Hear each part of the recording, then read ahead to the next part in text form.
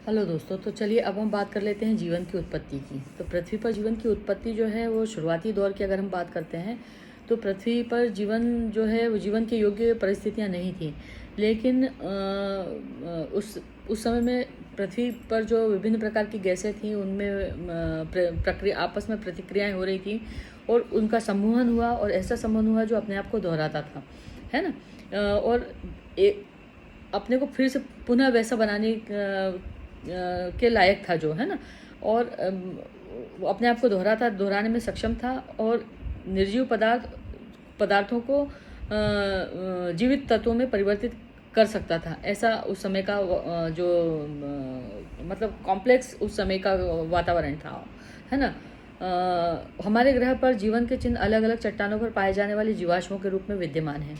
300 करोड़ साल पुरानी भूगर्भिक शैल पाई जाती हैं जिसमें सूक्ष्म संरचना आज के शैवालों से, मतलब आज की जो शैवाल हैं उससे, उस संरचना से मिलती जुलती है। तो यह कल्पना की जा सकती है कि इससे पहले समय में साधारण संरचना वाली शैवाल रही होगी, है ना। और यह भी माना जाता है कि जीवन में विकास के लक्षण जो हैं लगभग 380 करोड़ वर्ष पूर्व प्रारंभ हुए थे और एक कोशीय जीवों से आज के मनुष्य के जीवन का विकास का सार भूवैज्ञानिक काल के मापक्रम से प्राप्त किया गया। तो मतलब धीरे धीरे चीज़ें जो है वो बढ़ी और मनुष्य की उत्पत्ति हुई, है ना। तो पहले एक कोशीय जीव बने, फिर द्विकोशीय जीव बने, धीरे धीरे उनके जीवों का बहुकोशीय जीव बने और इस प्रकार से जीवों की जो प्रजातियां हैं उनमें वृद्धि होती गई और इस तरीके से मानव जो संरचना है वो भी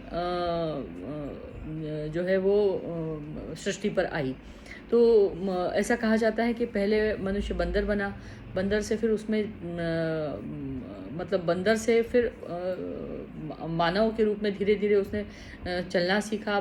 पहले 4 पैरों पर चलता था, फिर 2 पैरों पर खड़े होकर के चलना सीखा, फिर उसने और उसकी जो अंतः जो प्रगति की क्रियाएं हैं वो धीरे धीरे और बढ़ती चली गई और लाखों वर्षों के बाद में जो है वो मनुष्य जो है उसमें अब आज का जो मनुष्य हम देखते हैं तो वो लाखों करोड़ों वर्षों की प्रक्रिया के फलस्वरूप जो है वो उसमें विकास हुआ है।